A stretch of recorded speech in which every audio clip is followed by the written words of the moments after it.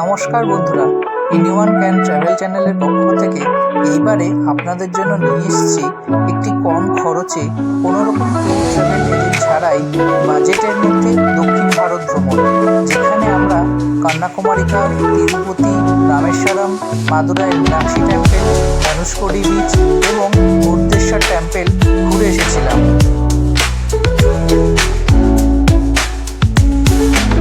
এক্ষেত্রে বলে রাখি, আমরা কিন্তু ব্যাঙ্গালোরে দুদিন স্টে করেছিলাম পুরো ট্যুরটাকে অর্গানাইজ করে নেওয়ার জন্য। চাইলে আপনারাও কিন্তু আমাদের এই ট্যুরের পুরো পদ্ধতিটিকে অনুসরণ করতে পারেন। ট্যুরটা শুরু করেছিলাম আমরা হাওড়া থেকে তিরুপতি যাওয়ার জন্য হামসাফার এক্সপ্রেস। এটি দুপুরবেলা ছাড়ে হাওড়া থেকে এবং পৌঁছে যায় ঠিক আপনার পরের দিন দুপুরবেলা।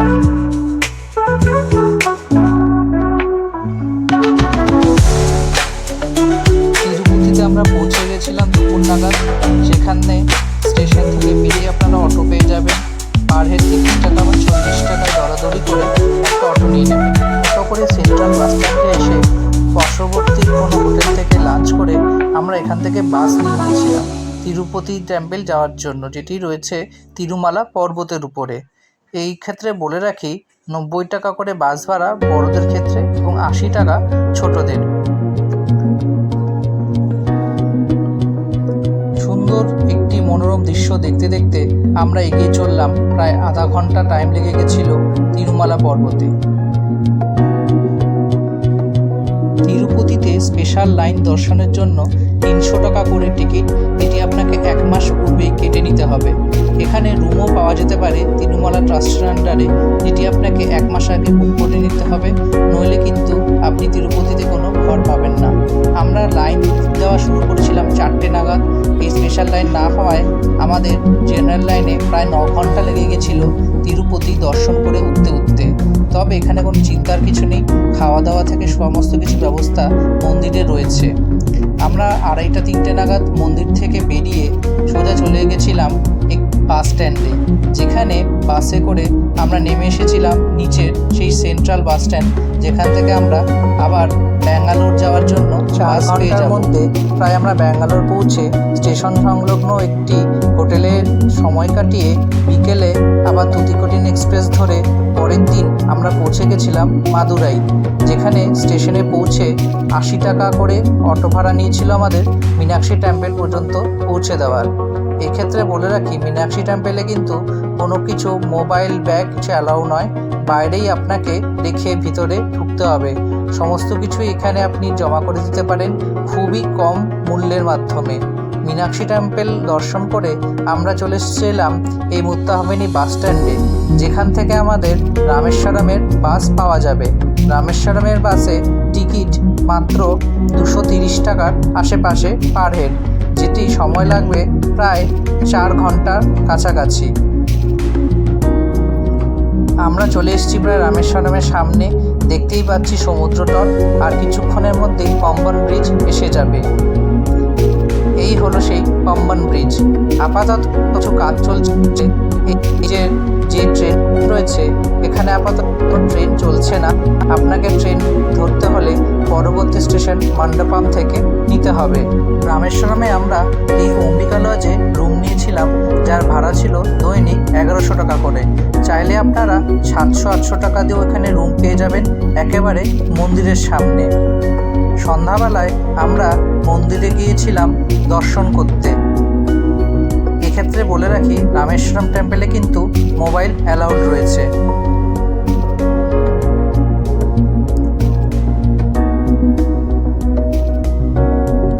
মন্দির সংলগ্ন দোকান থেকে চাইলে আপনি আপনার পছন্দ মতন জিনিস কিনে নিতে পারেন। রামেশ্বরম হলো দ্বাদশ জ্যোতির্লিঙ্গের অন্যতম জ্যোতির্লিঙ্গ, যেখানে স্বয়ং শ্রীসীমা থেকে শুরু করে স্বামী বিবেকানন্দ এসেছিলেন। কথিত আছে, রাবণ হত্যার পর ব্রহ্ম হত্যা থেকে মুক্তি পাওয়ার জন্য স্বয়ং শ্রী রামচন্দ্র এখানে এসে তার পূজিত দেব মহাদেবের পুজো করেছিলেন, তাই একে রামেশ্বরম বলা হয়।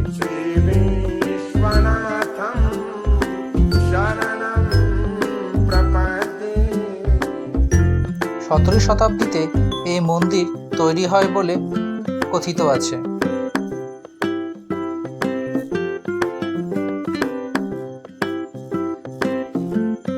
পরের দিন সকালবেলা আমরা চলেছিলাম 22 কুণ্ডে স্নানের জন্য, যেখানে আপনাকে প্রথমে যেতে হবে অগ্নিতীর্থম, মানে সেই সমুদ্রকে আপনাকে প্রথমে স্নান করে নিতে হবে।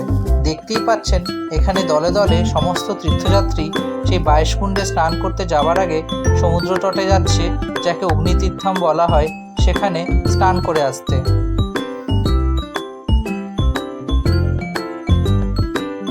মন্দিরের পাশ দিয়েই সমুদ্রে যাওয়ার রাস্তা চলে গেছে।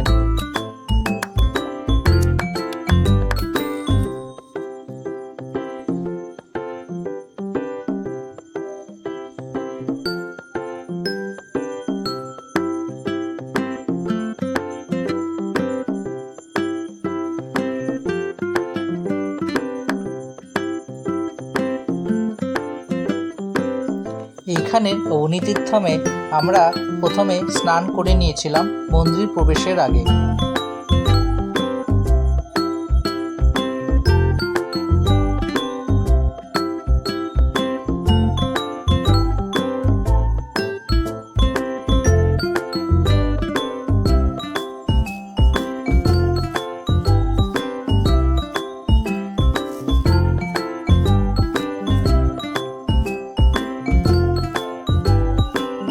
স্নান করে আমরা মন্দিরে প্রবেশ করলাম। এখানে বলে রাখি, জনপ্রতি 25 টাকা করে টিকিট কাটতে হবে এই পবিত্র 22 কুণ্ডে স্নানের আগে। প্রত্যেকটি কুণ্ড এক একটি স্থানকে ডেডিকেট করে করা হয়েছে। স্নান করে আপনারা চাইলে হোটেলে গিয়েও জামা কাপড় চেঞ্জ করতে পারেন, কিংবা মন্দিরেও, তবে এখানে পৃথক কোনো ব্যবস্থা নেই।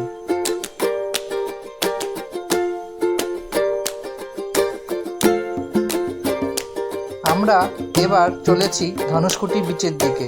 রামেশ্বরম টেম্পল থেকে বেরিয়ে আমরা ব্রেকফাস্ট করে নিয়েছিলাম, করে আমরা এবার ধনুষকুটির জন্য বেরিয়েছি, যার জন্য আপনি বাস পেয়ে যাবেন জনপ্রতি 30 টাকা করে।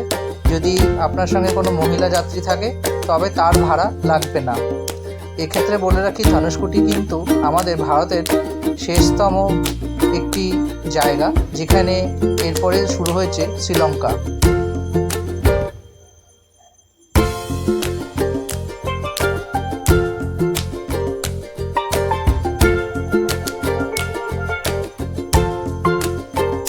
বেশ কিছু বছর আগে এই ধনুষকুটিতে প্রচণ্ড ঝড় এসেছিল, যার জন্য এখানে সমস্ত কিছু তছনছ হয়ে যায়। এখন কিছু অস্থায়ী কিছু হোটেল ঘর বানানো হয়েছে।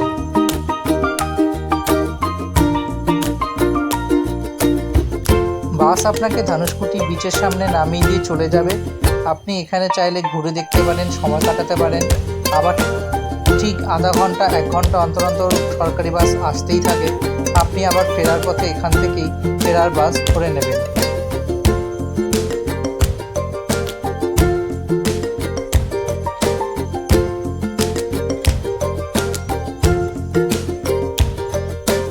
এখানে প্রচুর কেনাকাটার জিনিস রয়েছে, আপনাকে কিন্তু অবশ্যই দরাদরি করে কিনতে হবে।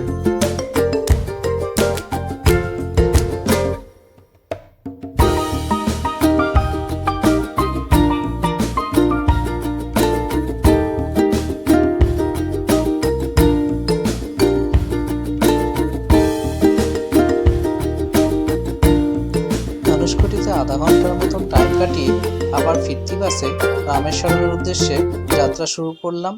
সেখানেই লাঞ্চের পর্ব মিটিয়ে কিছুক্ষণ রেস্ট নিয়ে নিয়েছিলাম।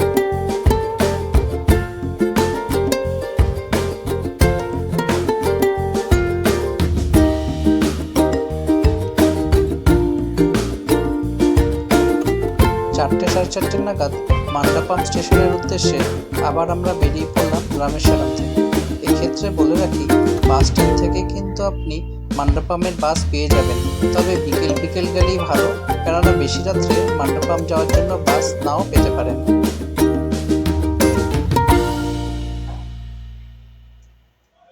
মান্ডাপাম স্টেশন যেতে আমাদের 50 টাকা লেগেছিল। রাত 9:30 নাগাদ কন্যাকুমারিকা যাওয়ার ট্রেন ছিল আমাদের, তো এই সময়টা আমরা স্টেশনে কাটিয়ে নিয়েছিলাম। কন্যাকুমারিকা পৌঁছতে প্রায় ভোর 4:30 হয়ে গিয়েছিল। সেখানে অটো 100 টাকা করে নিয়েছিল কন্যাকুমারিকা বিচ পর্যন্ত। প্রচুর বাজেটের হোটেল পেয়ে যাবেন, যার ভাড়া শুরু হয়েছে 800 টাকা থেকে। তবে এক্ষেত্রে বলে রাখি, চেকিং টাইম কিন্তু 24 ঘন্টা অনুযায়ী হয়, তাই আমরা সরাসরি হোটেলে না গিয়ে চলে এসেছিলাম সানরাইজ পয়েন্টে। এখান থেকে সানরাইজ দেখে তবে আমরা হোটেলে চেকিং করেছিলাম।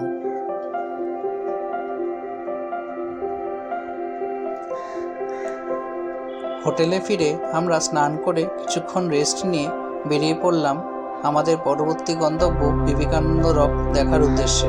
এক্ষেত্রে বলে রাখি, ব্রেকফাস্ট করেই যত তাড়াতাড়ি সম্ভব আপনারা কিন্তু এই ফেরিঘাটের লাইনে দাঁড়িয়ে পড়বেন। নর্মাল ফেরিঘাটে 75 টাকা করে টিকিট, এবং যদি স্পেশাল লাইনে দাঁড়াতে চান সেখানে 300 টাকা করে টিকিট। নর্মাল লাইনে প্রায় অ্যাভারেজ 2 ঘন্টার কাছাকাছি লাগবে আপনাকে পুরোপুরি ফেরিতে উঠতে।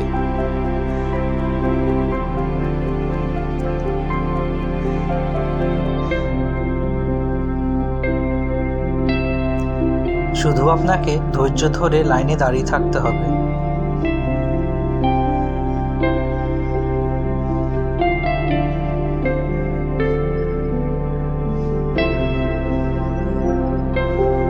ওই যে দূরে দেখা যাচ্ছে স্ট্যাচু অফ থিরুভাল্লার, বিবেকানন্দ রক এবং গ্লাস ব্রিজ।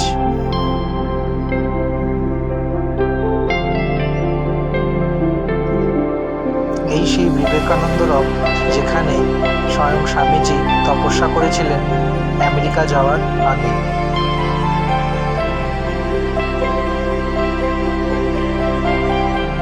জাহাজে ওঠার আগে আপনাকে অবশ্যই লাইফ জ্যাকেট পরে নিতে হবে।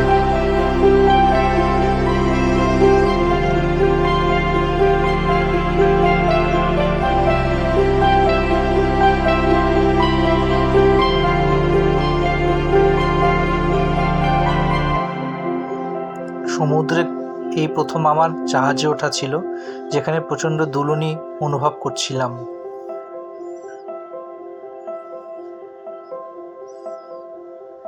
বিবেকানন্দ রকে আমরা চলে এসেছি।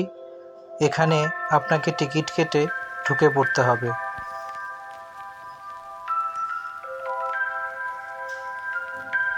এই সেই বিবেকানন্দ রক।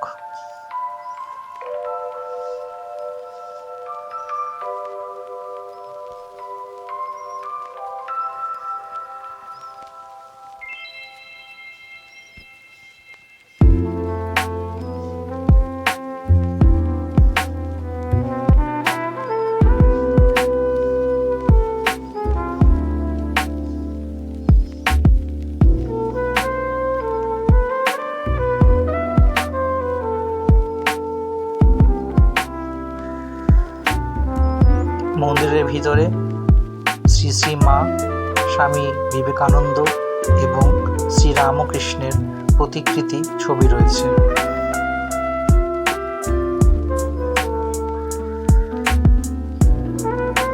তবে এখানে কিন্তু মোবাইল নিয়ে ছবি তোলাটা খুবই কঠিন, কারণ তারা সবসময় বারণ করতে থাকে।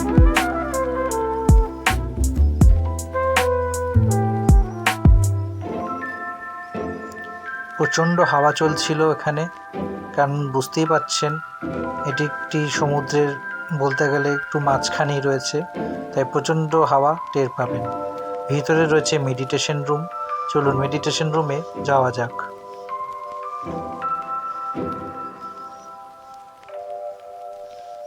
চাইলে আপনি এখানে মেডিটেশন করতেই পারেন। এখানে আরও কিছু দ্রষ্টব্য স্থান আমরা দর্শন করে নিই।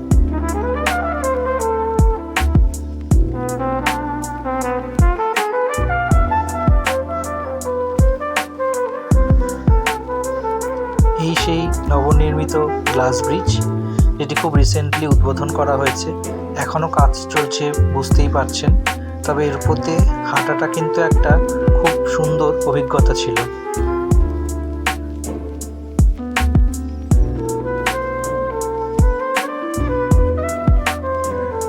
ব্রিজের উপর দিয়ে হাঁটতে গেলে আপনি নিচের সমুদ্রকে দেখতে পাবেন।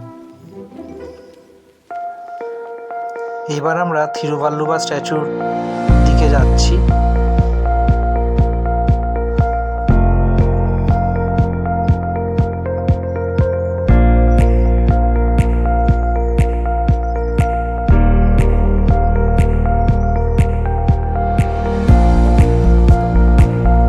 ফিরতি আবারও সেই আমরা বোটে করে চলেছি কন্যাকুমারিকা বিচে।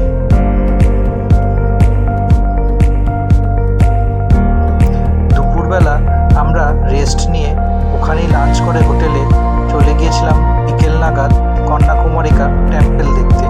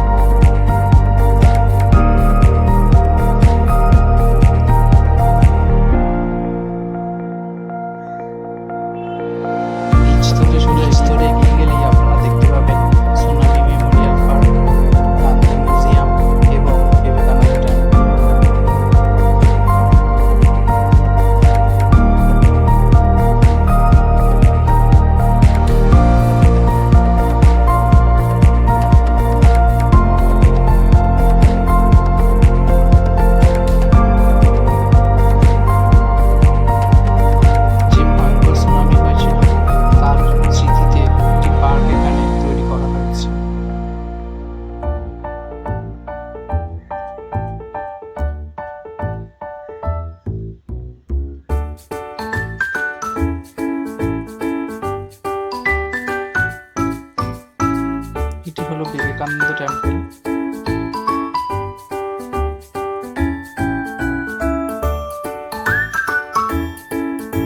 টেম্পল ঘুরে আমরা সোজা এবার এগিয়ে চলেছি গান্ধী মিউজিয়ামের উদ্দেশ্যে। তবে এটি বন্ধ থাকায় আমরা কিন্তু ঢুকতে পারিনি।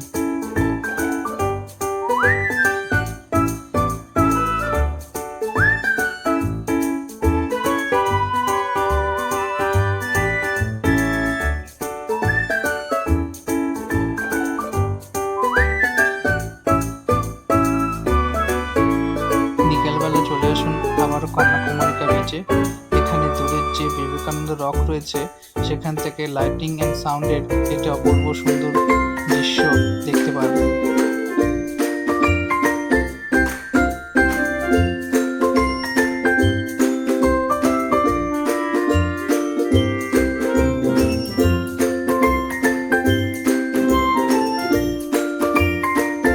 প্রচুর লোক এই বিকেলবেলা এখানে এসে জড়ো হয়।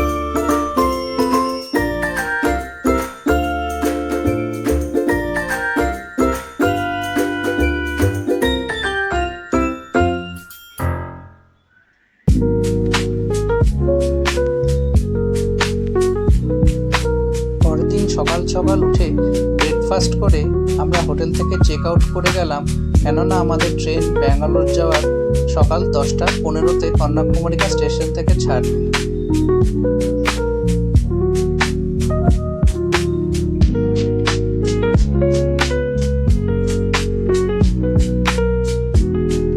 কন্যাকুমারিকা স্টেশন যেতে 100 টাকা নিয়েছিল অটো ভাড়া। তবে এর মাঝে পড়বে 1000 বছরের পুরনো একটি শিব মন্দির। চাইলে আপনারা এটি সাইট সিইংয়ে যুক্ত করতেই পারেন।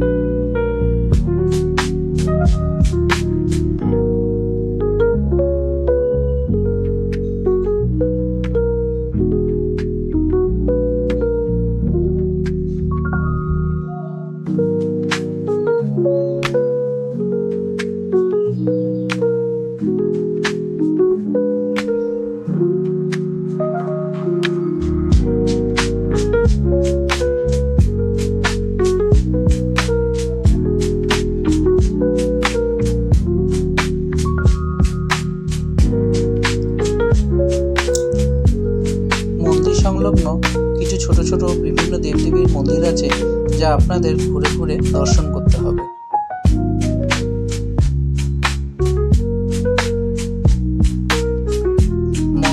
থেকে বেরিয়েই স্টেশনের সামনে একটি ওয়্যাক্স মিউজিয়াম আছে, চাইলে দর্শন করতেই পারেন।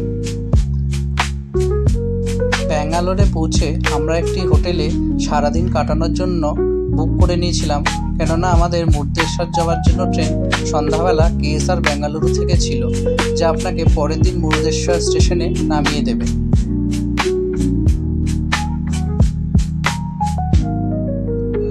মুর্দেশ্বর যাওয়ার জন্য কোনো ডিরেক্ট ট্রেন পাবেন না, তাই আপনাকে ব্যাঙ্গালোর হয়েই যেতে হবে। স্টেশন থেকে বেরিয়েই এখানে অটো স্ট্যান্ড আছে, পার হেড 20 টাকা করে আপনাকে ডিরেক্ট মুর্দেশ্বর টেম্পলের সামনে নিয়ে যাবে। টেম্পলের সামনেই প্রচুর আপনি হোটেল লজ পেয়ে যাবেন, যার ভাড়া শুরু হয়েছে 1000 টাকা থেকে। আমরা সারাদিনের জন্য একটি লজ রুম ভাড়া নিয়েছিলাম, যার ভাড়া লেগেছিল 1200 টাকা।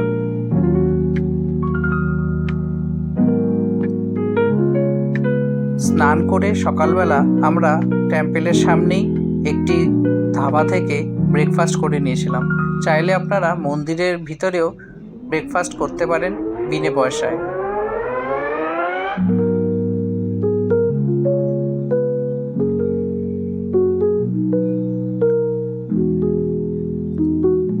ভগবান শিবের আত্মলিঙ্গের একটি অংশ মুরুদেশ্বরে স্থাপিত হয়েছে।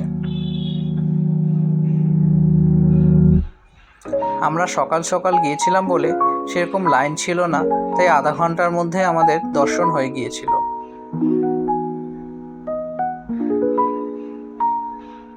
মন্দিরের ভিতর মোবাইল অ্যালাউ রয়েছে।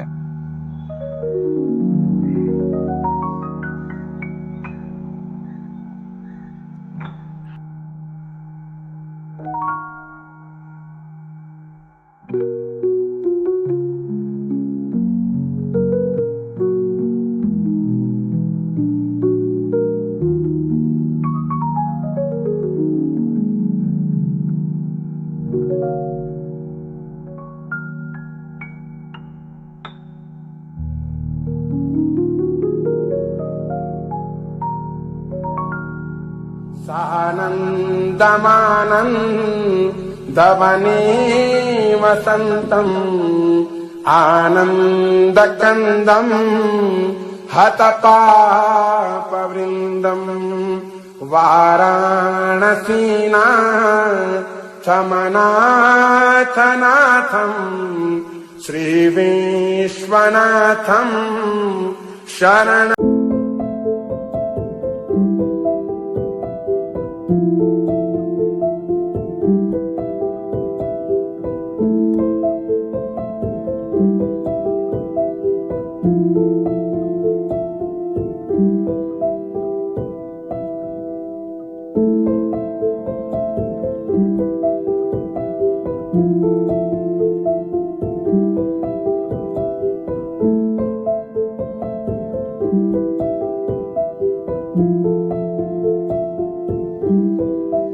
মন্দিরের মধ্যে একদম 18 তলায় 20 টাকা করে লিফটের টিকিট কেটে আমরা উপরে উঠে গিয়েছিলাম, যেখান থেকে আপনি চাইলে নিচের মুরুদেশ্বর শহরটিকে দেখতে পারবেন। ওই যে দেখা যাচ্ছে বিশ্বের দ্বিতীয় উচ্চতম দেবাদিদেব মহাদেবের একটি মূর্তি। এখন আমরা চলেছি সেই মূর্তি দর্শন করতে।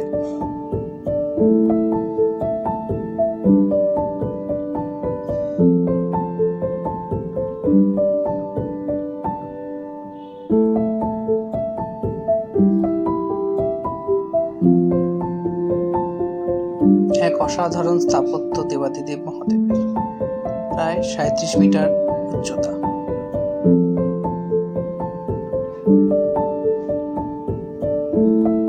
মুরুদেশ্বরের রাবণ যখন শিবকে সন্তুষ্ট করে তার আত্মলিঙ্গ লঙ্কায় স্থাপন করতে গিয়েছিল, দেবতারা তখন ঠিক করে যদি এই লিঙ্গ স্থাপন হয়ে যায় তাহলে শ্রীরামচন্দ্র রাবণকে কখনই হারাতে পারবেন না।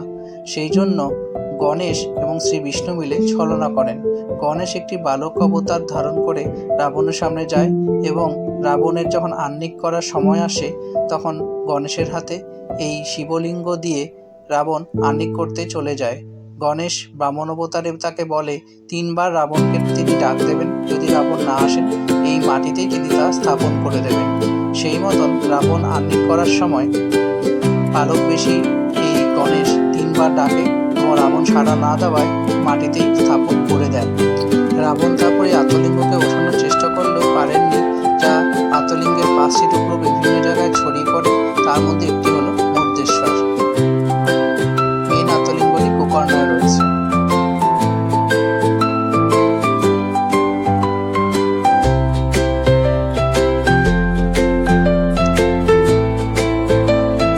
দুপুরে আমরা অন্নভোগ মন্দিরেই পেয়ে গেছিলাম।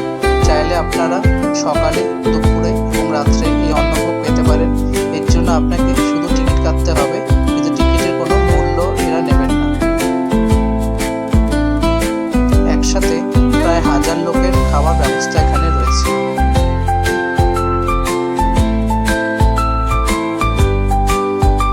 দুপুরবেলা আপনি হোটেলে রেস্ট নিয়ে বিকেলবেলা চলে আসতে পারেন মধ্যেশ্বর বিচে।